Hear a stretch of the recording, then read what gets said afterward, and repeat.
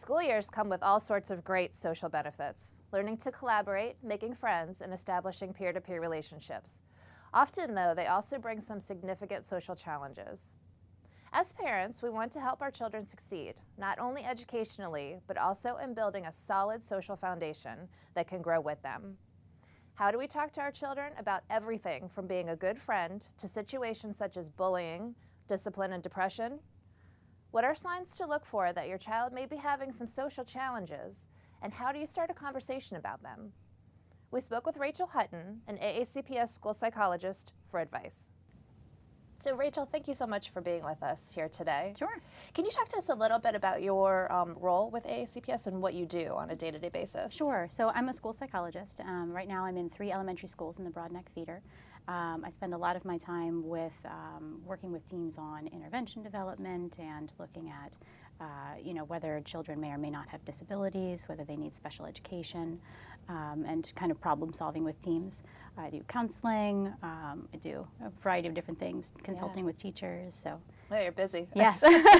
Yeah. Well, obviously school brings a lot of social issues, both Right. good and bad. Mm-hmm. What can parents expect, and are there any particular social challenges for students as they move up from elementary, middle, and then on to high school as they age? Sure. So you have to understand social skills within the context of their development at whatever stage that they are. So in elementary school, kids are really looking at skill mastery. So they might be looking at more, what can I do? What skills can I have that are going to impress other people? There's a big, huge difference, obviously, between kindergarten and 5th grade. So kindergartners are working more on those really social rules, those simple rules. I give a friend a hug when they're sad. I share my things. I use my words. Those kinds of things. Cooperation, setting boundaries. Exactly. Yep. Understanding social cues. They're starting to understand, what it looks like when someone feels a certain way. Whereas, when you get up into the upper elementary school years, they're focused on friendships with people that have similar interests. Maybe they live near them. Some issues you might see there could be, well, this person did something that I don't like, so I'm not their friend anymore. But then magically they're friends again the next day. Sure. So, that is a perfectly normal thing they might see in elementary school. In middle school, kids are starting to look at identity development. And that obviously progresses a lot through high school also. So in middle school, they're more focused on what can I do that's going to fit in. They're looking at conformity. There's some peer pressure issues that start there. They start trying on different identities and different social groups. They're looking at relationships. They might start looking at relationships, when puberty sets in. Yeah. Who am I interested in? So that's more middle school. Then in high school, with the identity development there, they're not only looking at how can I fit into a group, but how can I set myself apart from the group? So more that individuality kinds of things. Some common issues you might see there are also just trying on those different roles and seeing who they are and who do I fit in with. Yeah, it's a lot to go through. As a parent, what would be maybe some signs to look for if your child is starting to have some social issues at school? Obviously, Sure. Sometimes kids have problems with other kids or things like that, but how do you know when it's becoming a little bit more serious? Sure. So I would look at 2 different ends of the spectrum. So I might look at, looking for more of those signs of withdrawal and a lack of self-confidence. If they're getting invited places, they don't have the confidence to even go. That kind of a end of the spectrum where they don't really seem to have many friends. But you also could see some difficulties with the other end of the spectrum where, they're very, not necessarily that extroverted is a bad thing, but if they have a lack of social boundaries and maybe some impulse control issues and they're kind of disinhibited, that also could be a sign of a problem. And for that, they might be more of, not that they don't have friends, but they're jumping friend group. Maybe they have a different best friend like every week. So they're having trouble sustaining that friendship. Got it. And as a parent, how do you know when to intervene? Because obviously things come up all the time. And how do you know when it's become a little bit of a bigger issue or when you should just sit back and let it ride its course? Right. So you want to try to tease out, what is my child's personality? Because some of us are just not as social. And, what might be an issue? You might look at how is it affecting my child? So is there some emotional impact from it? Are they upset by their lack of friends or, their lack of ability to sustain a friendship? Is it affecting them academically? Kind of looking for those warning signs. And of course, if there's any safety issues that go along with it, or if their friends are engaging in any at-risk types of behaviors, drugs or cutting or anything like that, risk-taking, those would be some signs too. Okay. And as a parent, obviously, you watch your child's behavior, but it's a whole different ballgame to start the conversation with them. Do you have any ideas for some good conversation starters? And especially as a child gets older and moves up into middle school or high school, the natural progression of behavior is to become a little bit more withdrawn and pull back a little bit. Right. So do you have any tips for how to get that conversation started so that it alleviates any awkwardness on the student's part and gets a free flow of conversation? Yeah, so it is natural for them to pull from their parents because they become more focused on the social. But if you are concerned and you do want to talk with them, I would start off with an I statement. So telling them, I feel, worried, for example, and why they feel that way. So that kind of invites empathy on the part of the child, because then they're saying, oh, my parent's a real person, they have feelings too. And it takes away the blame from it. It's about you. I'm feeling this way. Can you help me understand what's going on? Okay. And then really give a genuine invitation. Not forcing the point if they don't want to talk about it. And if they see that it's their choice to talk about it or not, then they may be more likely to open up to you. Even if it's not right then, it might be later. So you might just say, I'm worried. Can we talk for a minute?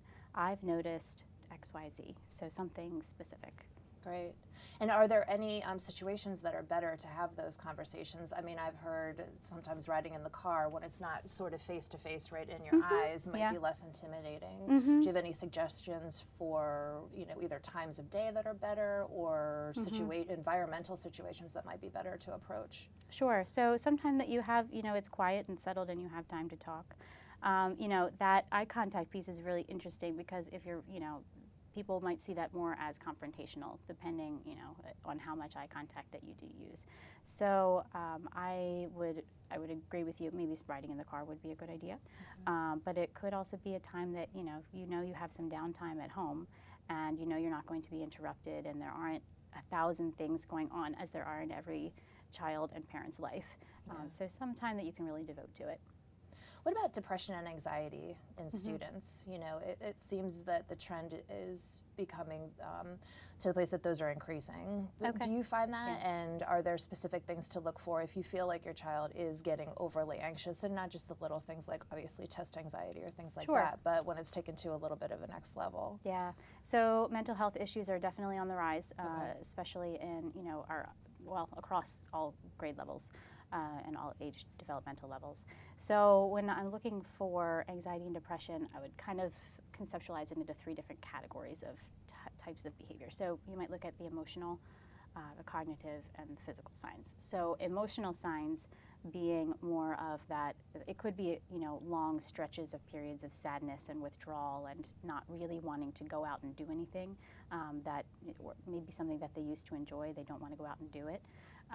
It could be irritability. A lot of times with younger students in particular, it's not really that sadness that they show, but it might be just a really, they're cranky, they're quick to anger. That's how sometimes anxiety and depression manifests in younger kids. And obviously if there's any self-injury or suicidal thoughts, that's all part of that, emotional realm. Looking at the physical symptoms, they might be extra tired, have trouble sleeping, maybe waking up in the middle of the night, might sleep a lot or not enough, changes in appetite, weight gain, those kinds of signs. And then with the cognitive, looking for a drop in grades might be one. Looking at, are they having trouble getting those worry thoughts out of their mind? That might lead to a lack of concentration.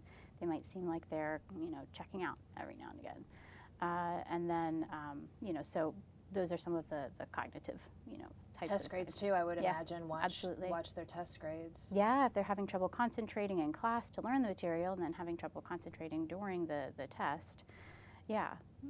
And what sort of resources are available from either the county or just in general? And What should be a parent's first line? Should they contact the teacher if they see? Should they contact the principal? Should they contact Sure. the school psychologist office directly? Where should they go? Yeah, so teacher is a great person to contact. The school counselor is a great person to contact. They probably will know of, the different resources in the area, and through word of mouth, they might know a little bit about, who's a good contact for counseling. Sometimes there'll be groups in school or resources in school. That depends on the school. So that's one area. Then there's also the Warm Line, which is on the Anne Arundel Mental Health website. So it's, I believe it's aamentalhealth.org. There's the Warm Line contact on there. Yeah. Okay. So if you have any concerns about suicide or any safety concerns, definitely call that number. Okay. And then 911 or ER if it's an emergency. Exactly. Yeah.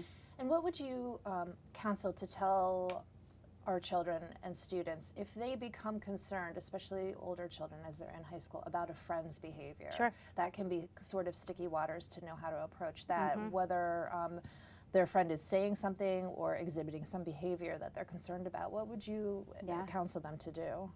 Go with their gut, and depending on their age, they may need help from an adult to understand what that gut feeling feels like. Sure. So what is that in my body? How do I recognize that I feel uncomfortable with a situation? Go to an adult. If there is a safety concern, I know a lot of kids are worried about tattling, they're worried about snitching, and I might, remind them that tattling and snitching are more about you getting something out of it.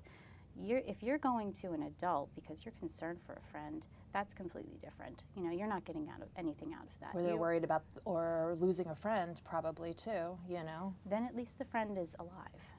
Yeah. That would be my my thing that I would say. To do something about it. Trust your gut like you would tell anybody. Absolutely. Great, great. And what about today's classrooms? Obviously, are such a melting pot of different backgrounds, levels, sort of learning challenges. What about students who might be faced with a little bit of an extra challenge on the autism spectrum, or do you have some particular learning challenges? Do you have any advice in those areas? Yeah. So those kids are a lot of them have difficulties with social skills. Then you want to look at, how significant is the disability. So kids that are not as obvious, they don't have as obvious of a disability, are at more risk for bullying and being a perpetrator or a victim of bullying than are the kids that are more noticeable, more impacted. Then those kids are, it invites more empathy from other kids. They understand that they're different. But if the disability isn't as apparent, kids might be not as accepting and understanding. Yeah. Kids with autism, the gap gets wider as they get older because they don't pick up on those social cues naturally, just from observing students like a typically developing child would. So they need more explicit instruction. These are the hidden rules. This is the thing that we don't say, but we all know what to do.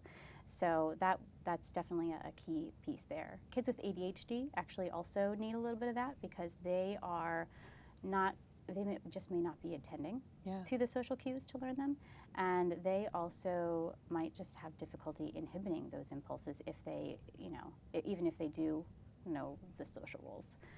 Kids with ADHD might also be more at risk for falling into more of an at-risk kind of a peer group, because more socially mature students may not be as accepting of a child that doesn't control their impulses and that that says socially awkward things. So I would just make sure that they're being protected and looked out for. Yeah, and just as parents, stay aware, watch, keep an eye out, and I think this is such a hugely important topic, so I really appreciate you being here today. Yeah, absolutely. Thank you so I'm much. glad to be here. Yeah. Absolutely. I'm Kathy Shaffer, and this was Parents Corner. Like our Facebook page to stay up to date on show topics. Thanks for watching.